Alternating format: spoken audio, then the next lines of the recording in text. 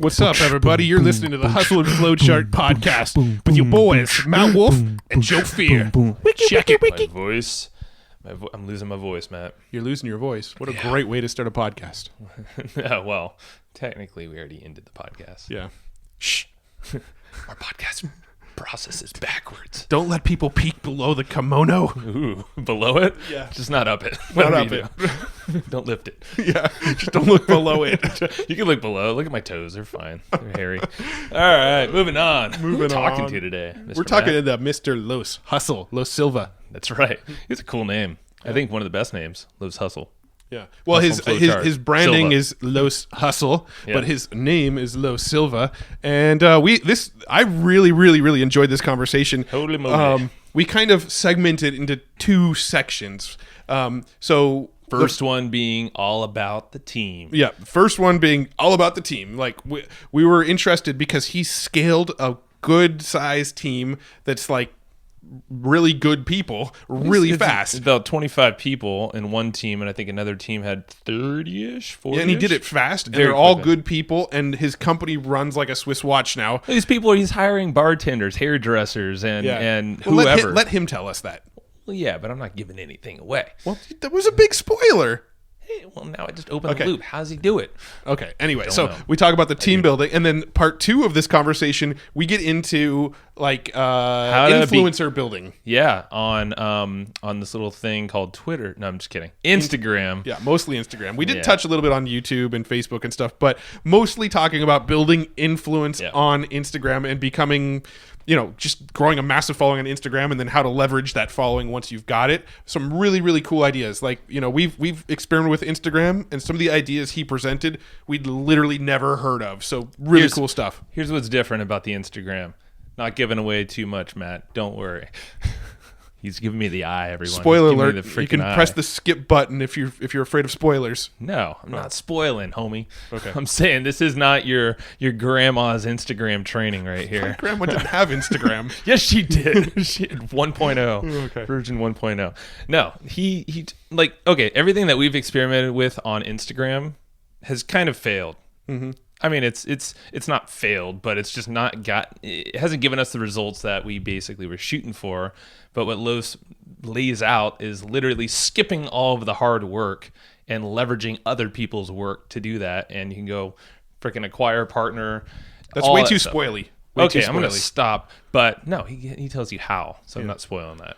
Let's tell people how they can drive traffic to their website. All right. Go to evergreenprofits.com/traffic, because I know Joe is about to give you a lecture on traffic. Go to evergreenprofits.com/traffic and type in the code word SHIRT as the little coupon code, and we'll actually send you a free Hustle and Flow Chart t-shirt, not Los Hustle and Flow Chart. Shart. That was a hard combination of words to I'm say. going to send you a shart. Hustle and Flow Chart. Wow. Okay. A Hustle and Flow Chart t-shirt. We should buy that .com. We're going to send you one of those, and you're also going to learn how to drive a ton of traffic. It's the way we do it to affiliate products and our own products, and it works. And some of the biggest name marketers on the planet are getting behind this course, saying this really is cool. the way to be doing it. So check it out, evergreenprofits.com/traffic. Let's talk about building teams and building influence with Los Hustle Silva. Hey, Los, thanks so much for joining us. How you doing today? Awesome, man. Thank you so much for having me. Yeah, this is gonna be fun. We have a mutual friend, Brad Costanza. He's actually a business partner in one of our businesses, and he reached out to us and said, "You guys have to talk to Los. This guy is a ninja with a bunch of shit that we're interested in." So, really looking forward to diving into some of that stuff, especially really growing teams, because I think that's sort of one of our big themes for 2019 is scaling our team. So, All about really the scale. excited to dive into that stuff. Yeah, man. Stoked to talk about it. Yeah. For sure. So where do we start, man? Like, where'd you come from? A little backstory here, and what brought you to where you're at now? Yeah. So I'll not to bore anybody. So I'll just go back. Like I kind of start telling the story about 4 years ago. I had a successful business. I mean, it was kind of successful. We were doing a few million a year, and I had a business partner, and everything was going well. And we just, long distance relationships don't work in any kind of capacity. I think I'm a big kind of believer in that now. And one thing led to another. We went to traffic and conversion that year, and I remember standing in right by the TV of our hotel. We were going to have a talk because things were just kind of rocky. Business was okay, but it was just rocky because when out of sight, out of mind. You know what I mean? Sure. And so essentially, we had a conversation about breaking up, and I was like, all right, we had enough assets to we could both take some assets and be like, all right, I'm good. And he was like, no, I think I need to keep everything. And long story short, I kind of like really thought to myself in that moment, I was like, damn, man, like I could fight for this and it can get nasty because we all know the same people in this space. Or I could just say, fuck it. Can I curse here? No, you're good, dude. Say whatever you want. We'll probably cuss way more than you do. So, all right, cool. I was like, I could just say, fuck it, and like give him everything. And if I can make it this time, I'm actually good at this stuff, right? And so I was like, you can have it, bro. I'm good. And then I actually fell into a casual depression after a few months for that, because I was like, I didn't know what to do. Everything was taken away from me. Like I had built we had a software, we had a mastermind, we had e-com stuff. Like we were doing pretty good, and I didn't have any of that. And so fast forward, like I had two friends that I had hired. Well, they became friends, but I hired them to work there. I took them with me, and they forced me to start speaking again. I started speaking a little bit, and I started an agency. It went okay. It went pretty good. After 3 months, we were already on track to do 7 figures. Because, again, like I know a lot of people in the space. I knew how to do funnels and ads and the whole thing. And then I found an influencer, and the influencer was like, hey, I don't have money, but will you do it for a percentage? And I was like, yeah, whatever. I'm still kind of like figuring out what I want to do. I don't even really want to do this agency thing. So we'll see what happens. That month we hit 6 figures. Then the next month we hit more. And then I was like, man, this is way better than having an agency. I wonder if I can replicate it. And I've replicated that particular process with over seven different influencers. And now we have different influencers with different brands. We own everything from membership sites to health supplements to clothing lines. And we do well over 8 figures with all of our brands combined. I've got a team of 15. I got another team of over 25 on the supplements and other things and stuff like that. So we've got a lot of teams. Everything runs like really smooth. We just recently this year, because everyone wanted to partner with me and I couldn't do it. It's just not scalable. So I built out an accelerator and coaching division, helping people with building teams and processes, but also ads and content amplification. Everything we do for our brands, we just built out as a system. And that's kind of what we work with people on that side as well. That's right. So what kind of influencers are you partnering with? I focus specifically on health and fitness. It just kind of like that became our passion and stuff like that. And now as we've grown, we've started to work with some more people to do like speaking and a little bit of personal development and stuff like that. But mostly 99% of the stuff is health and fitness. That makes sense. We have a buddy, Mike Matus. He was on the show here. He's a local SoCal guy.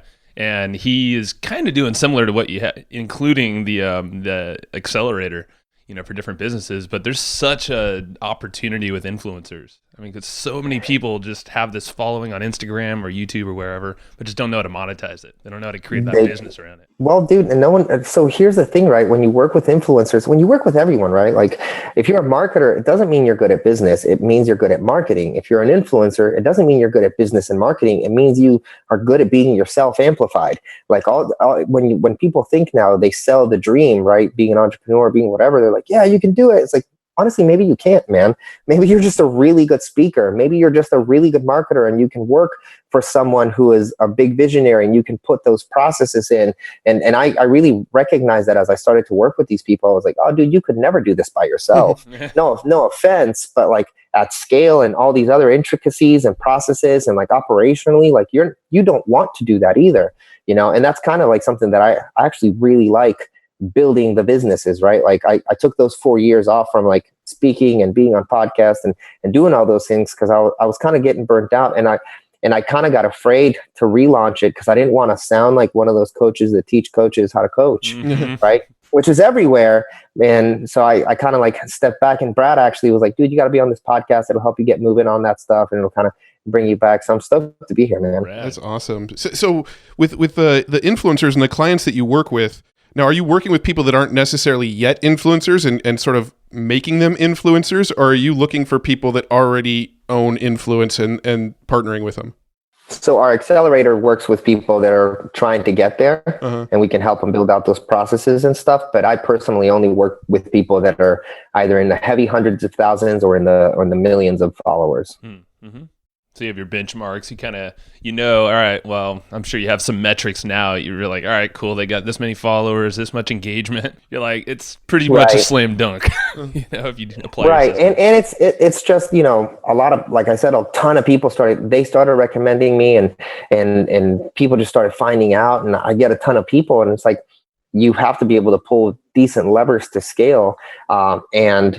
If you're going to start with someone who's like, hey man, I'm really good looking, or like I have 100,000 people that follow me and I can speak, that's awesome. But I basically have to build your entire business. I don't have time for that. I'd rather come in and amplify somebody's message and really expand that. And so what I do now is like, I actually own all those businesses. I start off with like this date before we get married thing to see if we like each other. We might not vibe, and it might not make sense, but if it doesn't, if we start having a great relationship and it's all good, then I get equity in the businesses. Got it. Okay. Yeah. So there's really like sort of two topics I want to really go down.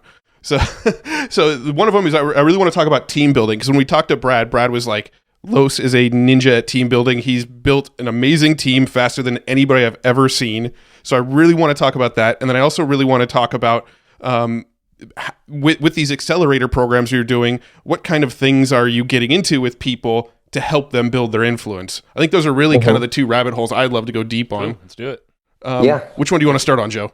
Let's start with team building. Okay. So there's a lot of things there. So where do you think we should start, Los? Because I know there's a million topics you can. So if you want to start with team building, I would say, what I do with people that are trying to scale and stuff like that is most people haven't even hired like that next person, right? So before I even hire the next person, for everyone who's listening and stuff like that, I'd ask myself first, all right, I used to think this was corny until I really started doing it at scale. What's my vision, mission, and goals? At first, we all just want to make more money. And then we want to make more money than that.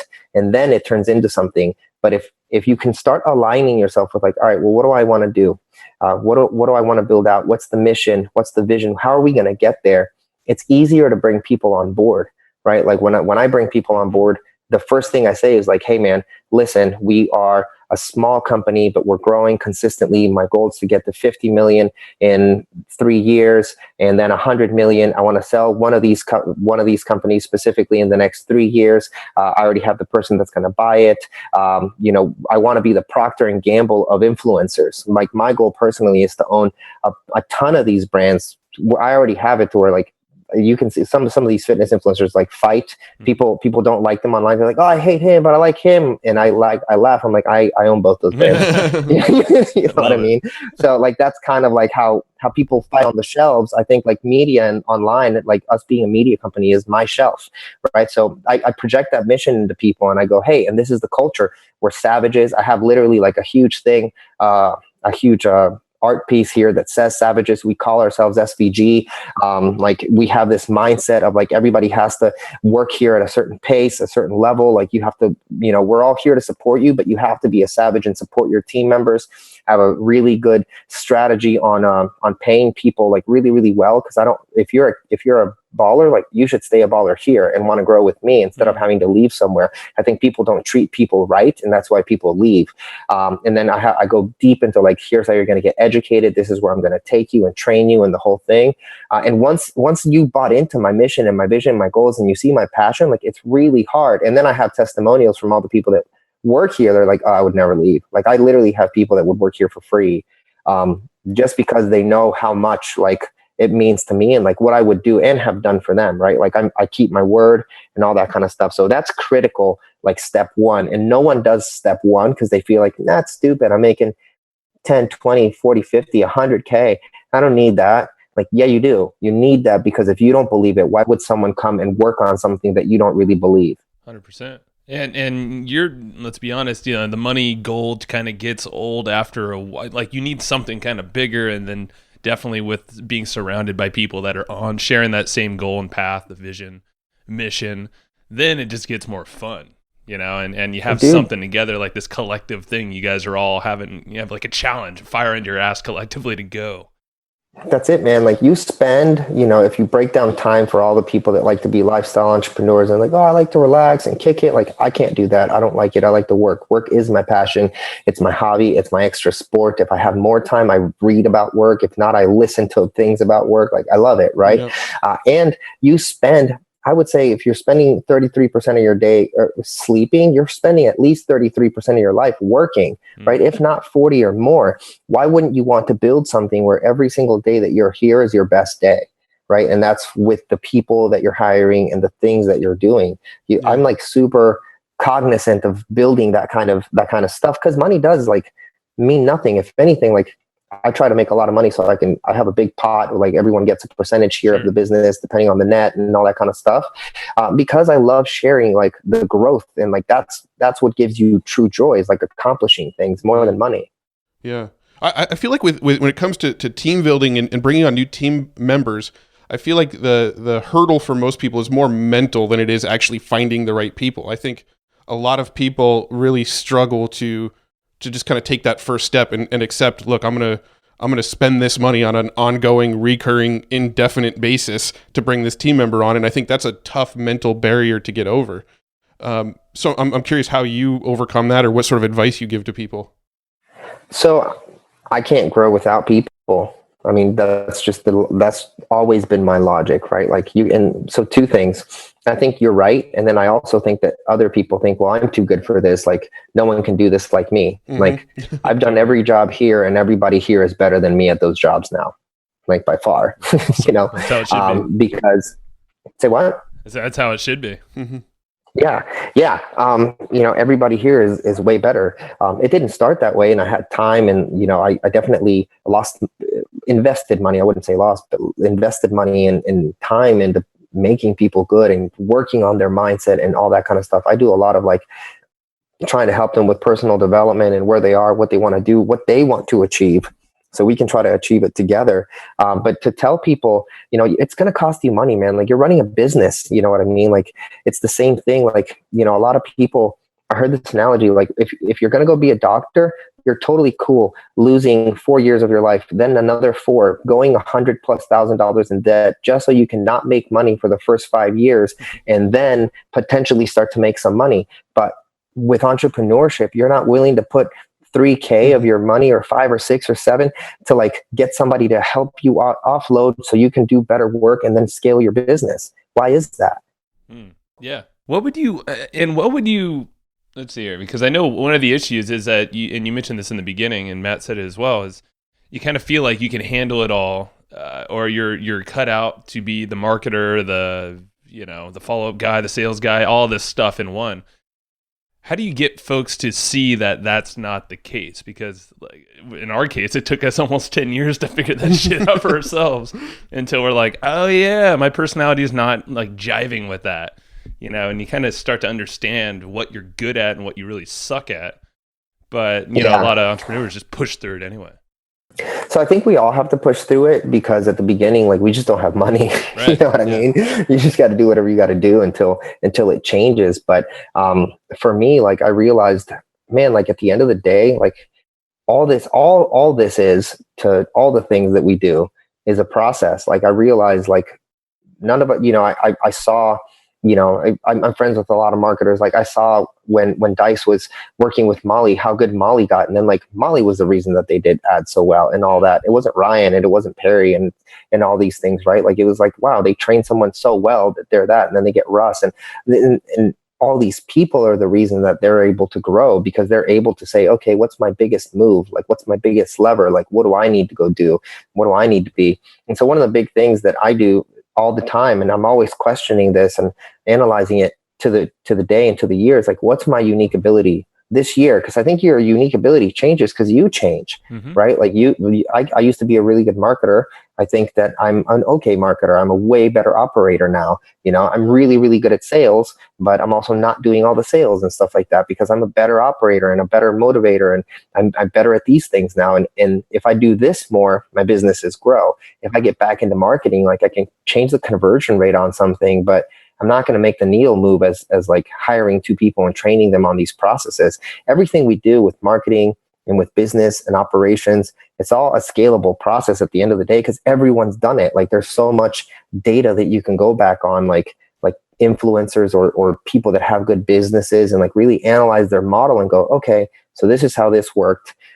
This is what I'm going to do. And 2 things happen. Like you don't want to invest the time or the money in those things. And that's why people get stuck. They want an immediate result because we've been so accustomed to, we see it on social, or we see things and people are like, yeah, I did this and like my business scaled, and I did 1 tweak and my business made this much. And that's just not true, man. Like everything takes time. Like every single thing that you build, even, if I start I have a new brand that we're starting right now, and it's not smashing. Like it's gonna do fine, but it's not doing well. And like, I'm okay with it. And I'm spending money on ads, and I have people that are working on it, and we're trying to figure out what's wrong, because that's what happens at the beginning. But people are just impatient because they're seeing, Ed Milet's day 900 and they're comparing it to their day 39. Yeah. Yeah. Now, when you do hire people, are you looking for people that already sort of have some of the skills you're looking for? Or are you hiring people that are kind of blank slates and then training them up on your ways? We hire blank slates. Nice. Well, you said like what, bartenders and stuff like that? Dude, so everybody here used to either take pictures at a bar, or was a bartender, or was a hairstylist, or a club promoter, or there's one dude or was in a band, like legit is in a band still. And, like no one here is like, yeah, I've always done AdWords, or I've always done conversion rate optimization. I have. And so like, I started it with like 2 core people that were with me from years before, and I worked with them to get them good. And then they got really good. And then we together trained other people. And dude, I'll go to, like when I tell you, like we train things like from the beginning, like I'll buy, for example, like for Facebook, when we were first starting, we bought Kuzmich's courses, and I know Nick, and I got his stuff, and I was like, hey, I'll call you if I need anything. But we just sat down together and like did it and failed, and then did it and failed. And then, I'm lucky enough I know a lot of top level marketers. I can make calls. So I have a lot of consulting, but I don't use it for me. I use it for them. I go, hey, let's go in this together, and let's see what happened here, and let's take notes, and then let's build a process through this phone call that we just had. Right. And then that's how I've been able to scale it. And then now we have a big process, and like we have a method to doing all these things, and everything's almost templated out, so to speak. You know what I mean? And we have Monday.com as a process board for everything we do: content amplification, and ads, and funnel building, and conversion rate points that we want to always make sure we're touching, and stuff like that. But I got Dennis Murphy to help me on emails. I hired him, and I was like, hey dude, teach these guys emails with me. Like tell them what's wrong, what's going on with our copy, why are these headlines not making sense? And I know that not everyone can do that, like just make a phone call and call like some people, but you can buy their courses and you can buy their content, you know what I mean, and kind of use things like that to educate them. Yeah, no, I love that. So you're basically bringing on people that probably want a little more time freedom. They're working at a bar or a hairdresser, whatever. They want some more time freedom. They want to be able to work from home at a computer or whatever. And you're basically leveraging the courses and the people and the resources you have to educate them. And I imagine they probably start out a little bit cheaper than if you were to just go find somebody that claims they're a Facebook expert as well.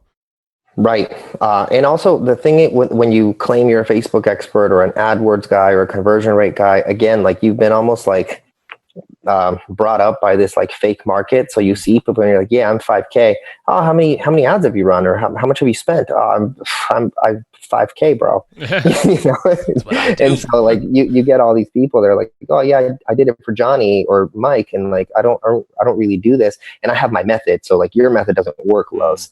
It's like, no, like I don't even think my method works. Whatever is going on with the data, what we're doing is what works. So we're always implementing and changing, and that comes into like you got to hire people that don't have egos, and you yourself shouldn't have an ego and think you're always right, because we do a lot of like we process a lot of data here with all of the stuff that we do, and like no one's ever right, man. Like the only time we're right is on like whatever we tested, and that showed the result. Yeah, so you have to iterate from that, not from where you think. Yeah, no, that makes a lot of sense. I mean, we've hired a lot of Facebook agencies in the past. We've hired 2 or 3 agencies in the past, And I've always kind of gone in, set up a bunch of ads, and then hired the agencies and kind of wanted them to sort of maintain what I've already set up. But they always have these sort of preconceived ideas of, no, this is what's working for my other clients, so this is what I'm going to do. And pretty much without fail, every single agency we've ever hired has killed our advertising. Yeah. So definitely resonates. We're definitely on board with bringing people in that don't have any preconceived ideas. The person who's running our Google ads for us right now, she's literally never logged into AdWords before 6 months ago. So perfect. Dude, yeah, and they're new to this, right? So they can be better. And if you take the time, you can make them amazing. I mean, like overall here, we spend, all these. No one had that kind of experience, and we spend well over $1 million a month on ads. Mm-hmm. Wow. You know what I mean? And it didn't come from like, oh, well, this guy's a pro at XYZ. Like, no, it just came from us figuring it out and being like, oh man, what if we do this? And what if we maybe built another account? Or like, what if we like did more ad sets? Like, you know what I mean? Yeah. So that's it.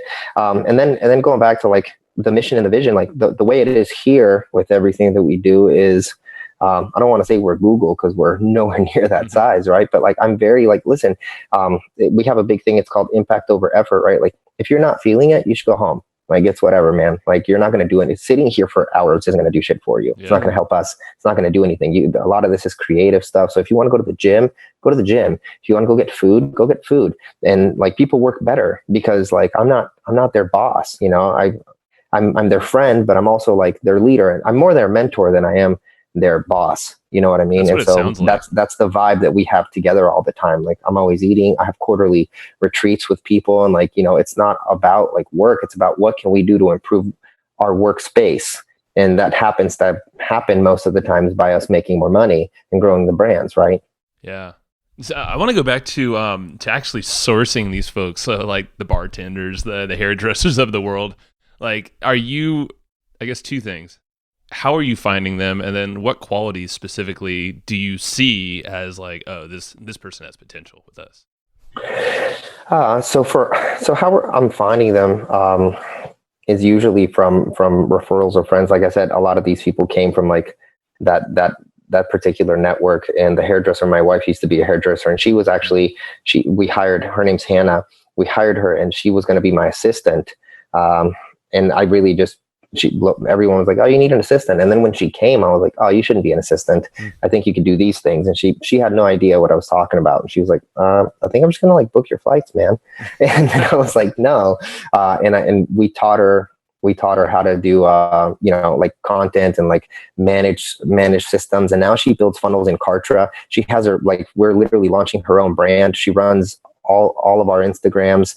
We even built a service that she manages running other people's Instagrams and like whole content things. Like she teaches stuff now. She does video.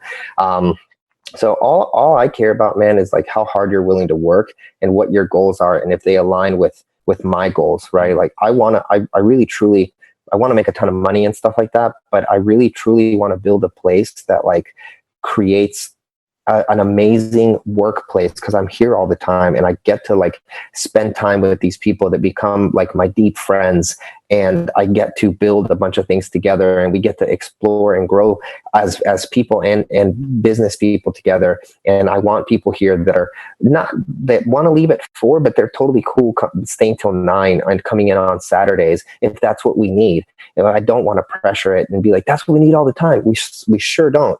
But if that's needed, like I don't want anybody to ever hesitate and be like, no, I'm here all day, no problem. Sure. So it's a lot of resiliency and hustle and grit and desire to want to improve, not just financially, but like I want them to want to, be a part of like something bigger.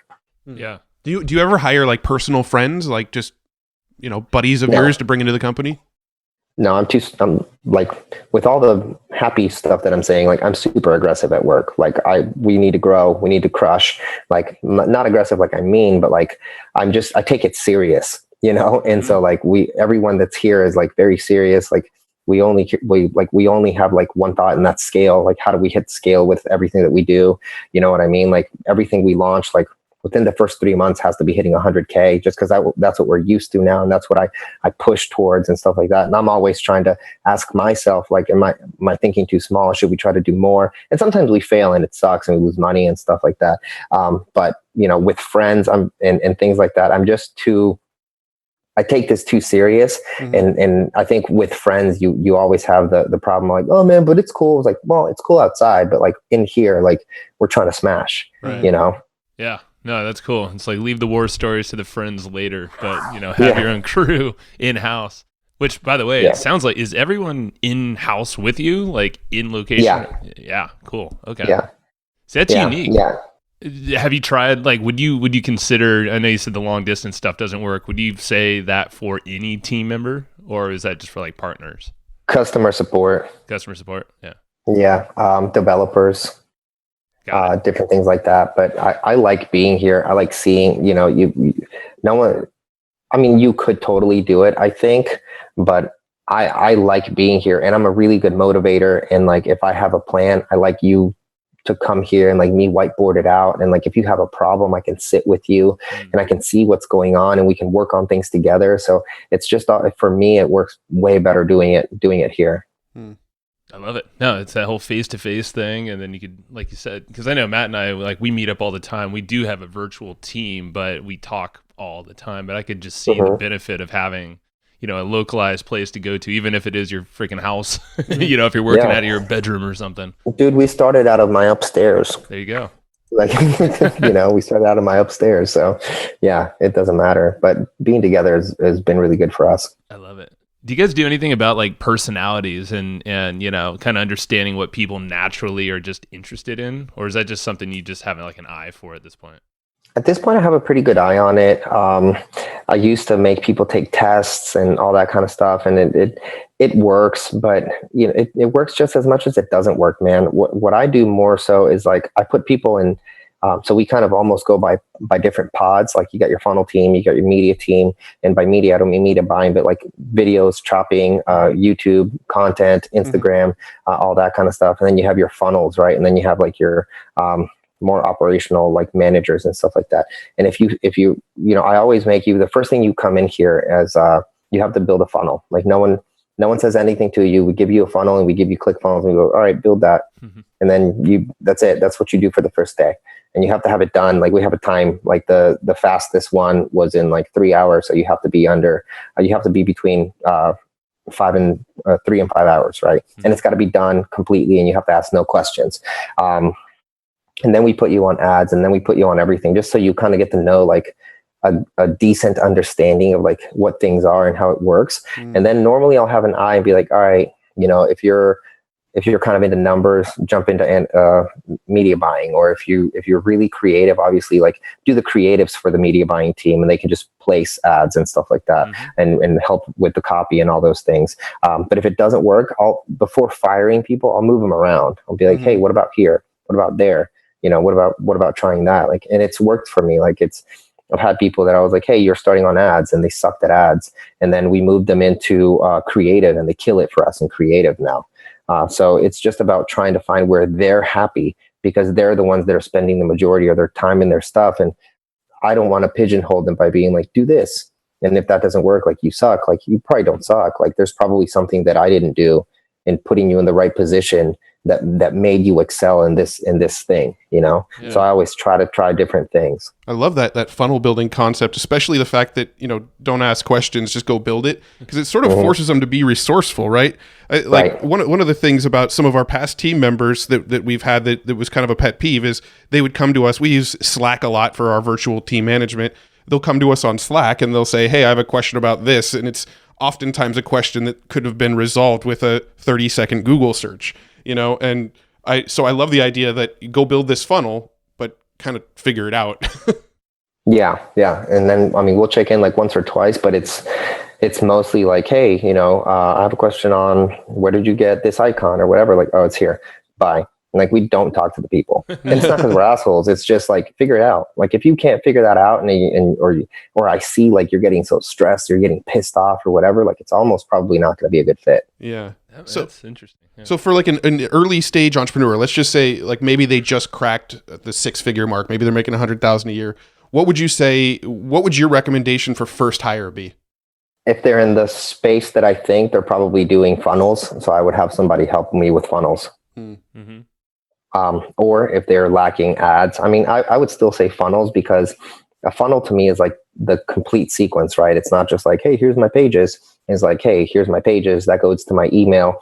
If I have an ad guy that retargets to something else, like maybe it's another conversation in Messenger, it's like the whole flow of something, right? And if you don't, if that takes a lot of steps, like at a really deep level, to like build out a significant funnel is a lot of steps, and that takes a lot of time. And so I would get somebody to understand funnels, because also that person can become, as they grow, they could end up becoming your number two. Because if you have a really good understanding holistically of funnels, then you can understand how to build the business, because you can see like, oh, well, this is broken. We should probably put Messenger here because people aren't opening emails, or there's a problem here. We should probably lower the price. The conversion rate on the checkout's really showing XYZ, right? Let's drop it, or let's add more testimonials. Like, there's something's going to break in a funnel more than something's going to break in ads, True. Yeah. Now, what about like customer support? With customer support, do you have them? Would they build a funnel before they ever get moved into customer support? Dude, for customer support, I use hiremymom.com. Oh, okay. Okay. Nice. Got it. I've heard of that. Yeah. So they're not. Are they? So is that like a? It's all U.S. based, right? Is that kind of like an agency where you just pay? They're Mormon moms in Utah. Oh, that's awesome. Perfect. Yeah. Is that like an agency where you pay Hire My Mom, or do you just hire somebody you just pay hiremymom.com, and you can just they basically say, hey, what do you need? Like you can get support person from there and kind of train her, and your questions. So you try to give them your database and stuff like that. So yeah, that's the easiest. And then we also we do outsource to another for our bigger stuff that we get a lot of tickets. We outsource to a support company. Got it. That's what we should do with Homebrew Academy. Just use Hire My Mom. Seriously. Yeah. The three of us, including Brad there, we co-own a Homebrew website, and this is the questions we hear all the time. You kind of get stumbled on like, how do I hire this specific person? For us, it's customer service in that business, but a lot of people just get hung up over, I need this specific conversion rate optimization guy. It's like, dude, just train them. Like this process you're explaining. Yeah, I mean, at the beginning, man, like I said, if you don't have the relationships, and you might have to eat it a little. Like it's, I look at business as like, I'm here forever, man. Like I'm going to do this for the rest of my life. So it doesn't matter necessarily if I make all the money all the time. You know what I mean? I'm down to invest in the business. And so if I didn't have the relationships I have, I would hire a consultant that sounds really, really good. And I would also hire an employee at a smaller rate and be honest with them, be like, hey man, as I'm growing, like I'm going to pay you more money, but right now this is what I can pay you, but I'm going to pay you to get trained. And this is, XYZ person, and they're the best at conversion rates. So we're going to jump on together. We're both going to learn, that way they also see like this dude's working. Cause I have a lot of people here, and I've seen this like just from other jobs that they've had and stuff like that. They don't respect like when you're not in it every day, like you're not really building a good culture. You're just building a job. 100%. And I think that's why people love you and don't want to leave your businesses. I mean, you're guiding them, you're mentoring them, you're probably coaching them when shit gets real, like you said, mindset. 100%. Like that makes sense why these people don't want to leave, and they'll work, 90 hours or so, or work for free. Yeah. That's powerful, man, because I could see that. Yeah, a lot of business owners will check out, feel like it's lifestyle. These people under me can work it. That's not my job anymore. I could just dick around in my, but it shouldn't be that way. Yeah. Right. Yeah. I mean, like I said, I don't believe in lifestyle business in the sense that the 4-hour work week kind of like go relax thing. I believe you can have something that pays you for you having to build it out and like is operationally sound, but that's not really a lifestyle business. You should always be checking the lifeblood of it and like being involved in it and stuff like that. Like too many people online try to preach like, I'm not even doing anything and look at how much money I have. And we all know those people. They go to conferences and they had a good February, but they had a terrible March. Right. They didn't do anything because there's no consistency inside of that. Yeah, for sure. Now, I want to, unless you had anything else, Joe, I kind of want to shift topics into the influencer topic, because we're super fascinated by that. I know I follow you on Instagram, and I notice you're you're pretty active on Instagram. That's one area that it's kind of been a black hole for us. We've never really put a lot of focus on it. We've just kind of recently started focusing on it. But with your accelerator program, what kind of things are you doing to help people kind of reach that influencer status? So we start with Instagram. Actually, we have an Instagram process. We have a bunch of pages, and like we've spent a lot of time learning Instagram. It all kind of stemmed from working with influencers. A lot of times, when an influencer, they're really good at making content, but that can burn them out, and so they can go through phases. And I wasn't getting what I needed from one of the influencers, and I was like, you know what, man, I'll just be the influencer in this brand. I'll just make the content, and I started doing it. And I blew up. I didn't blow up, like I'm not famous or anything, but like I was able to make my Instagram pretty big. Our YouTube is getting a lot of growth. And I was like, oh, this is what you need to do. Right. And so we built out a process for it. And then I was like, I wonder if I can do it for friends. And I did it for my buddy, David Schloss, and blew up his Instagram.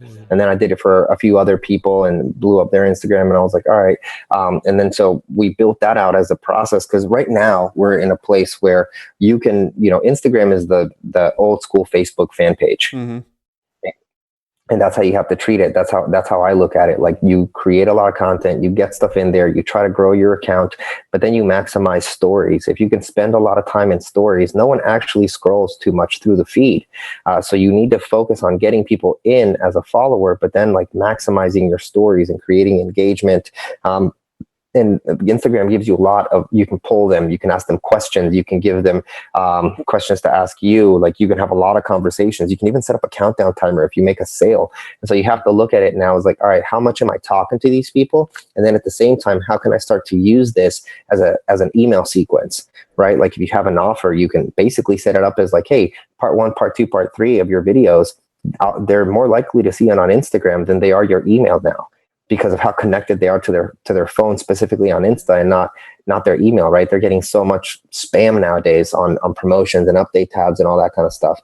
And so we work on Instagram on building a really congruent brand, figuring out their message, getting them followers, and then working with them on the story side and what they're going to sell, how they're going to bring people into either applications, or if they're doing e-commerce, what's the best way to get more people so they can swipe up.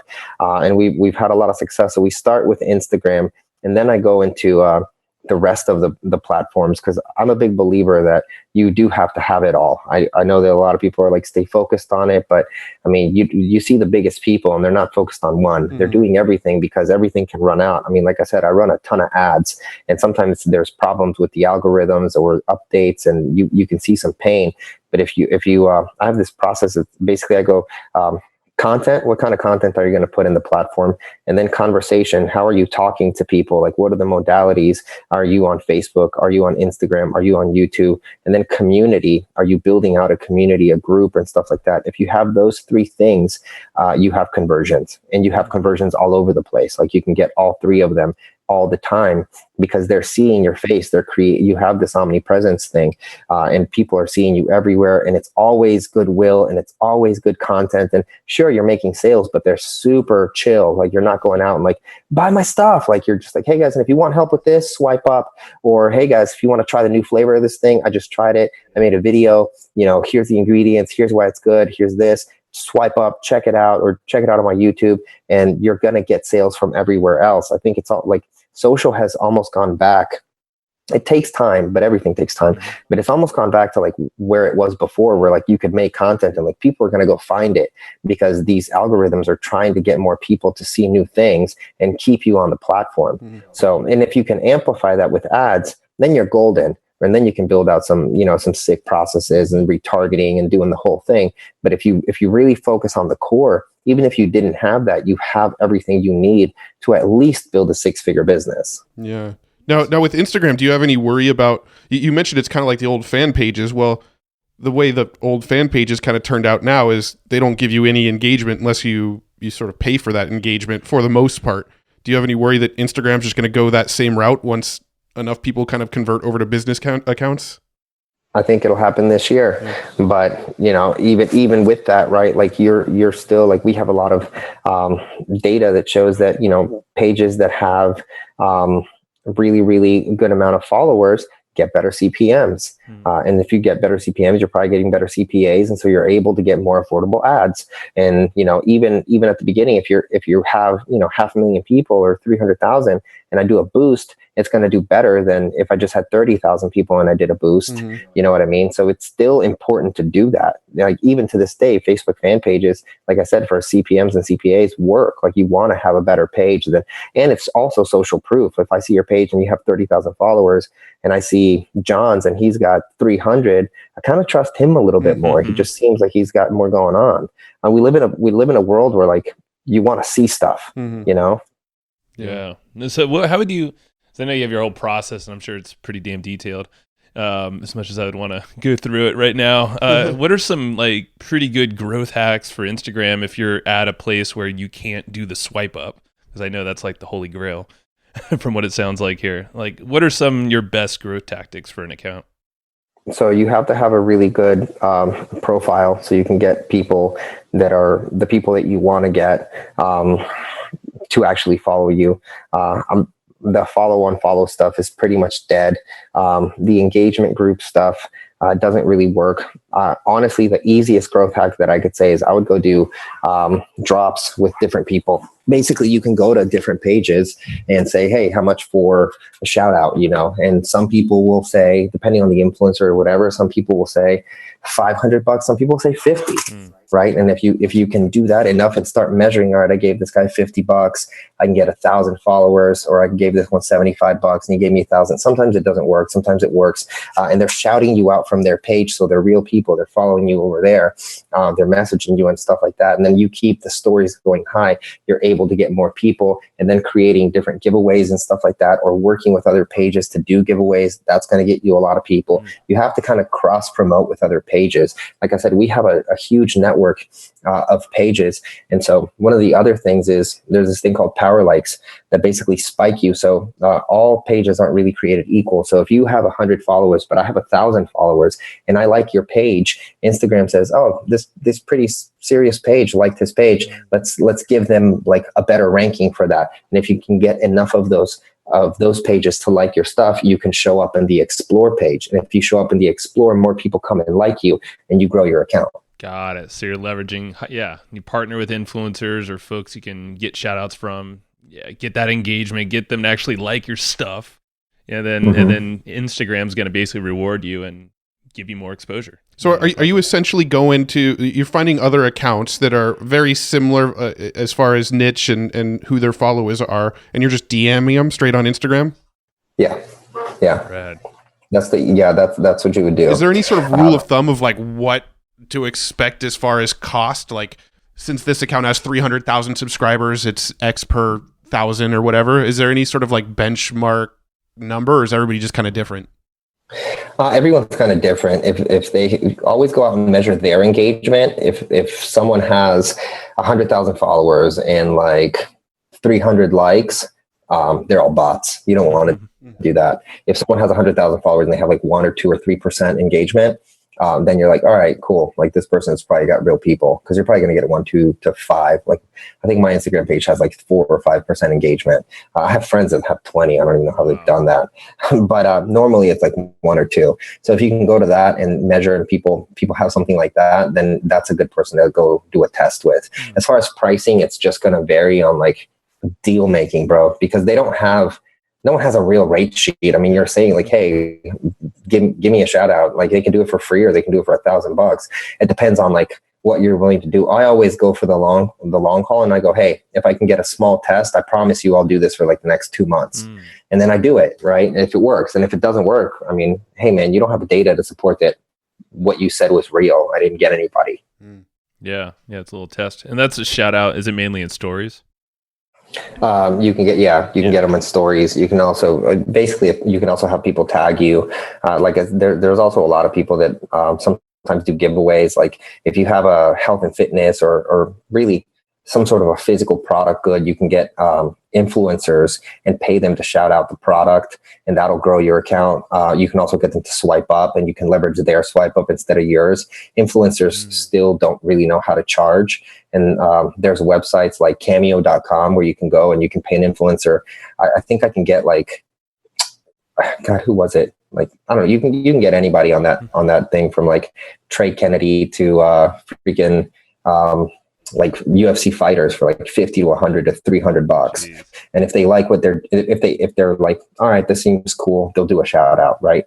And sometimes then you can negotiate rates like outside of that and have a different relationship with them. And a lot of times, if you're doing physical products, you can even talk to them about being an ambassador. Sure. I mean, I could see even if you have a digital product or some kind of training, you know, and you hook up some influencer in the business space or whatever space, boom, shout out. Yeah. The other thing you can do, I'm starting to test this out, is people, you know, building a business, building courses, all these things is hard, whether you're doing e-com or whatever. Like, you got to have a lot of moving places. If you already have it moving, you can go to influencers and say, hey, I will give you 25% affiliate percentage, but I'm going to run off your page, and I'm going to give you, I'm going to run all the ads, and I'll spend all my money. Or you could, you know, find another way to do something like for a digital course. Hey, if you put this on your swipe ups, you get 100% of it, because it's a digital course, right? Mm-hmm. So it doesn't matter, and they're making money, but you're getting the client and you're getting the customer.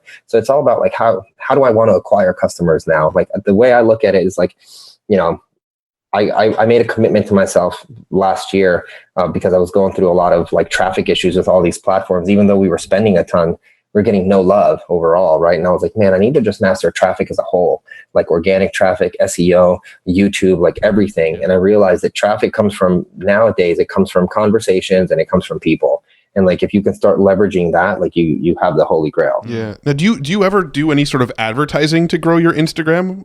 I know you can't do like a like campaign, but it's never worked for me. Yeah, I haven't heard it work for anybody. I was just curious if somebody's cracked that code. No, I've never done it.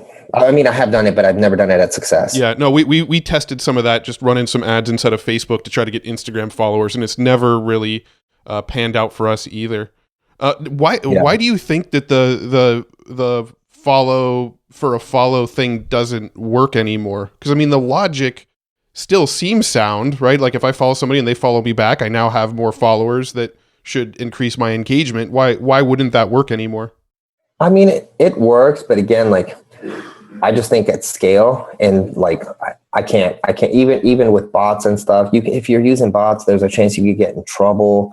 And so, you know, at scale, like getting tens of thousands of people is going to be tough. Like, it's going to take you a long time. You could probably get to 25,000 people like that in maybe a year, but I want to try to grow to hundreds of thousands of people as fast as possible. Yeah, you get the scale. I mean, with influencers, you could scale fucking fast. I mean, that's the whole point of the other thing we do.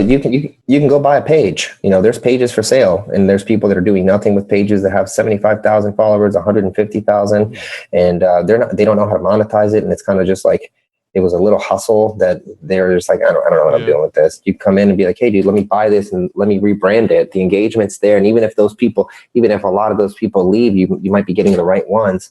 Or you could buy pages that are specific to your niche, right? Like, we own a few pages in the health and wellness space. Got it. Now, is there like some way that you find those, or is it just kind of, you just kind of stumble across them every once in a while? There is. I'll have to get back to you guys with this, so you can put it if you have show notes. Mm-hmm. But there is a website where you can buy them. Oh, cool. Rad. All right. Yeah, we'll follow up with you.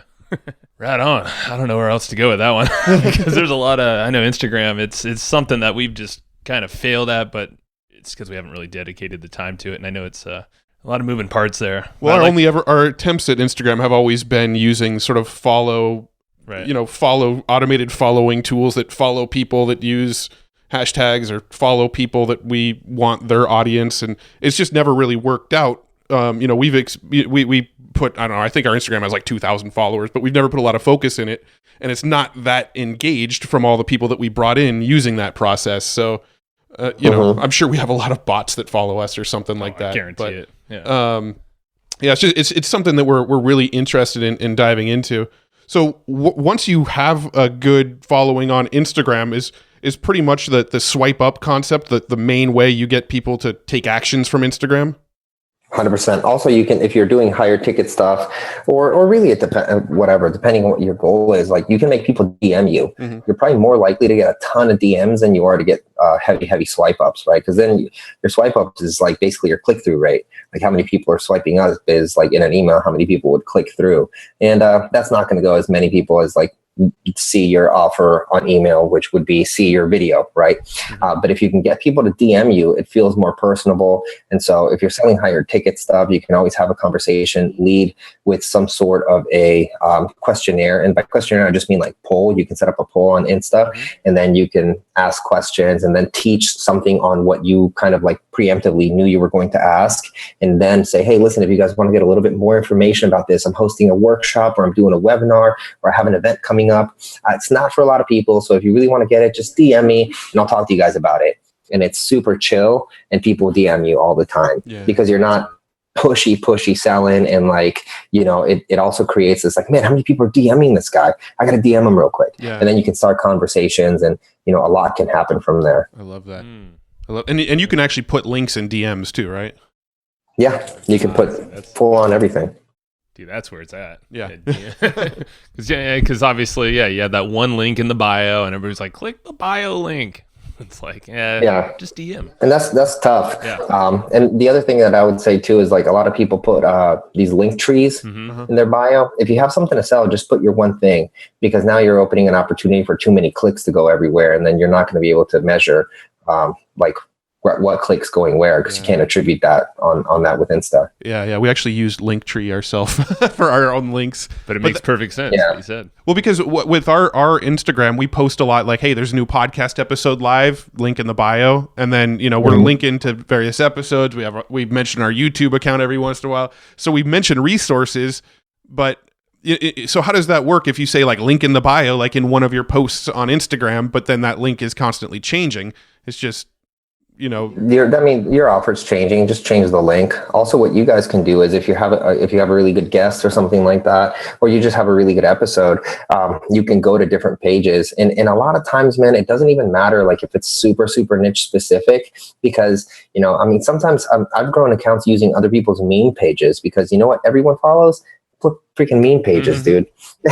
and it's what you want, right? And so if someone hits you with like, oh, and check out this awesome, normally it would go like, cool picture of you, hey, follow this dude for success and mindset and business entrepreneurship stuff, and then like another picture. And if you want to listen to their latest podcast, swipe up. Now you basically are just paying for someone to send you swipe ups, but then you can actually have them send a screenshot of their analytics on Insights and see like how many people clicked and how many people went to the podcast. And if that works, you can start doing that more, and you can just start driving clicks to other things. That's ninja. I love it. I love that. We'll be swiping that. No pun intended. Yeah. Sweet. Love it, man. Anything on Instagram before we kind of close that chapter right now?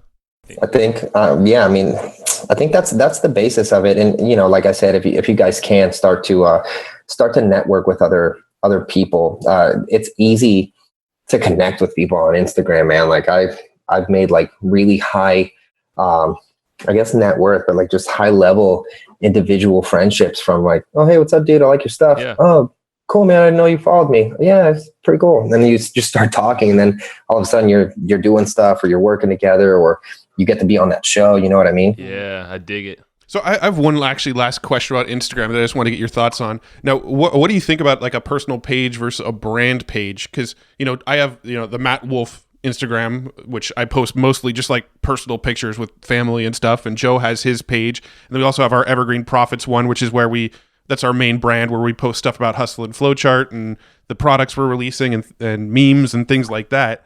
Do you think it's important to have like all of those, or should we be kind of focused on our personal accounts, or does it really matter?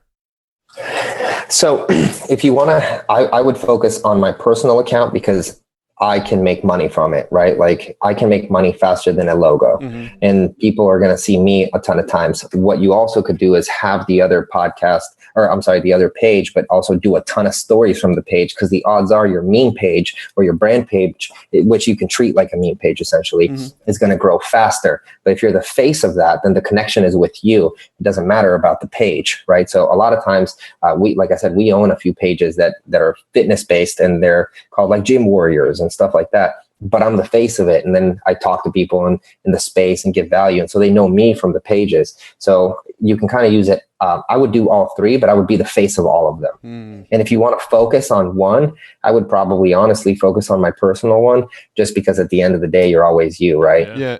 And how much do you post? Like, let's just say for your personal page, for example, how much do you post like personal insights into your own life, like what you're up to, versus, you know, business meme type stuff?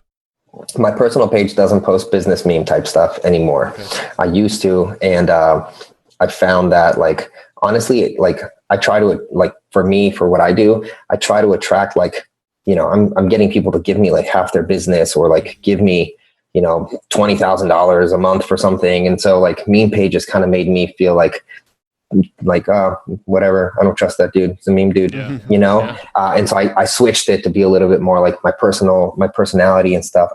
Sometimes I take douchey pictures with my car, but it's just because like people, they literally statistically get the best clicks. I don't like doing it. My team here makes me do it. Hey, but that's so douchey. It's okay to be douchey with a Tesla, though, man. It's cool. I got one of those too. So Joe hasn't been taking douchey photos with his Tesla, though. I haven't. No, you have to. You need to start. I know. Maybe that's why we haven't grown. Douchey car pictures are the worst, but they work. Yeah. But yeah, so you know, but I always put my own insights, and I always talk about things that I'm about, right? So, hey, so this happened in business, or like if this is happening with your team. I actually talk a lot about like just entrepreneurship and team building and culture and stuff like that, because it's stuff I'm like really passionate about. And which kind of has a personal development twist to it. And that gets a lot more results oftentimes than, you know, just like office memes or different things like that. Yeah. And I want people to kind of think of me more as a thought leader, less like just like a meme guy, you know. I love it, but man. With the other pages, we definitely do that, leverage it, and then I just jump on. So we just built one of the cool things that we're doing too is like we just built out like essentially like a business page for us. But what I'm doing is like I'm having everyone in the office do daily training, so everyone here gets to create content and give value and stuff like that. So I want people to kind of almost get to know the entire team and stuff like that. So yeah, man, if you're for the home brewing stuff, I think you guys could also work with other people and pay them. Tell people you're going live on our page, and here's X amount of money, like $100, $500, whatever, depending, right, on the person, and just do a takeover. It also brings more people into you, and those people are highly engaged. That's probably the best way to get engaged people. If not, do the other way. Like I said, like work with other pages and stuff like that. I love it. Man, this has probably been one of my favorite discussions we've had on the podcast in a long time. Just like so much insights and value dropped. I'm loving this. Nice, man. I'm glad. But we do have to wrap up, unfortunately. But already over an hour, but it's all good. If you're up to it, I could see a round 2 in the future at some point. Dude, I'm super down. Always down. Good. Yeah, excited. Maybe we'll drag Costanzo on here too. It'd just be kind of interesting. Yeah. There's too many ideas. I don't know. So we have a couple. They can rap, hustle, and flow charts. Yeah, that's right. We have a couple wrap-up questions that we ask everybody. The first one being, do you have any books that you find yourself recommending often or referring back to yourself often? Leaders Eat Last by Simon Sinek is my favorite book. Mm-hmm. Multipliers, which is another team building culture kind of book. And then Outwitting the Devil is my favorite book of all time. Oh, sweet. Those are all 3 books I've never read. So yeah. And then the last one is Scaling Up by Brent Harnish. Oh, I have that one. Haven't read it yet, though. You just bought it. So we both did. Yeah. Literally got it about a week ago. So rad. It's a little dense, but it's good. Yeah. I love it. Yeah, it's definitely. Where should folks go check you out? I know you're doing a ton, man. So the easiest place for the accelerator stuff is it's actually theinfluenceengine.com. theinfluenceengine.com. And you have a podcast too, right? Yep. The podcast is just called Los Hustle Live. Hustle Live. And if somebody wanted to go follow your Instagram account? Los Hustle. Bam. Cool. Awesome. Well, we'll link all that stuff up in the show notes. And awesome. I think I think we kind of covered everything. So thanks so much for hanging out and spending this much time with us. Awesome, man. Thank you for having me. Yeah, man. Anytime. See you later. See ya. All right. Thank you. And I hope you just enjoyed this episode you just listened to. Now, right now, before we sign off, I have a few things I would love for you to do. So the very first thing is to go find our guest on Facebook and tell them that you loved their episode with us. That's going to help them just feel good about themselves, but also it's going to spread the word a little bit more for us. So go find them on Facebook. Everybody's on Facebook, and go say that you love their episode and maybe one cool thing that you learned there. The second thing is to go to iTunes and subscribe to our podcast. Just look up Hustle and Flowchart and hit the subscribe button.